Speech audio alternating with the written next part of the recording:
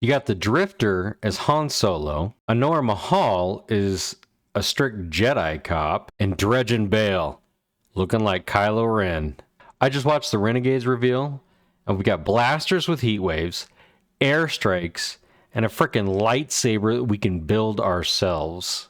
But they brought back that no health regen just like they had in the Nether. Not exactly excited about that, but they said they've taken the feedback, and so we'll see. Let's break down the good, the bad, and the potential grind. All right, let's get into the blasters. Infinite ammo, but there's a twist. It's not just shoot forever. It uses a heat meter. It looks like an active reload system. Think Gears of War. But this time, there's some skill involved. If you reload at the right time, there is potential for some bonuses. Let's talk about that exotic machine gun they mentioned for the season pass. There's a gimmick. As you shoot enemies, you can turn them into a threadling nest, at which point you can shoot and have a threadling army of your own. It's a dad's dream.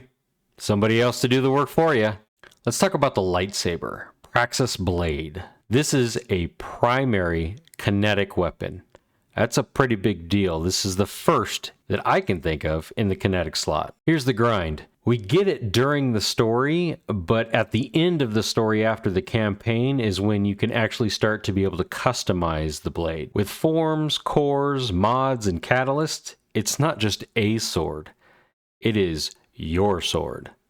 So with the in-game activity, Lawless Frontier, we have Mars, Europa, and Venus, each with 2 different maps. Renegades will be contained within the portal UI, and it looks fairly clean, but my concern is we've got menus within menus within menus. So we have 2 main bad guys here. We have Premier Loom, who is the general of the army, who's voiced by Danny Houston. You might know him from the X-Men Wolverine. We also have Dredgen Bale, who reminds me of Kylo Ren with a little bit of Revan because of his outfit. Loom to me feels like the champion boss. I can see him being more of the story campaign end boss. Dredgen, if I would have to bet, he's going to be the dungeon boss. I guarantee you they're going to want to take us through a Sith temple so that we can go fight Dredgen at the end.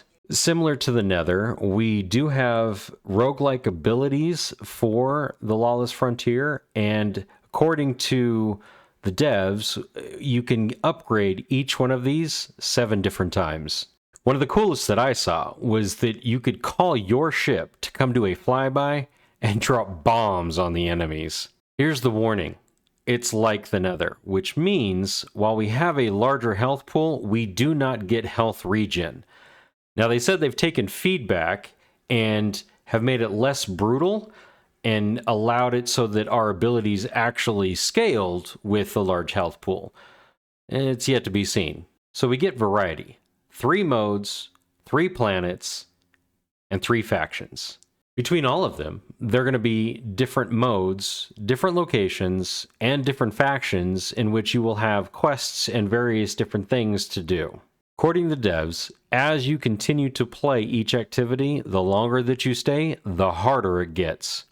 Speaking of difficulty, there's going to be an expert, a master, and a grandmaster difficulty alongside of the invasion and gambit PvP-like modes. Let's talk about invasion. It's the new Gambit. The Invader has an entire menu of buffs that he can bring with him, but it's 1v3. The Invader has 3 lives in order to kill the home team 5 different times. Now, the home team has multiple lives in which they can play the game. My verdict, the odds are stacked against the Invader, but honestly, I'm a Gambit fan, and this seems kind of fun. From what we saw in the gameplay trailer today, bows are unstoppable, pulses will cover overload, and of course swords are going to be our anti-barrier. Now here comes the cool part. December 2nd, they have decided to do a free trial for the week for everyone. So we have a primary kinetic sword that we get to make our own, a jungle that looks like Kashyyyk, and a villain that screams Sith Lord. But this is Bungie we're talking about. Is Dredgen Bale actually going to be a bad guy? Or is he just another misunderstood anti-hero like the Drifter? I have a feeling the story's not quite as black and white as they seem to indicate. So here's my promise. I'm going to find every single sword modification, color, crystal, and hilt the game has to offer. If you want location guides without all of the fluff, hit subscribe. I'll see you in the jungle. Wash your hands. Dad's out.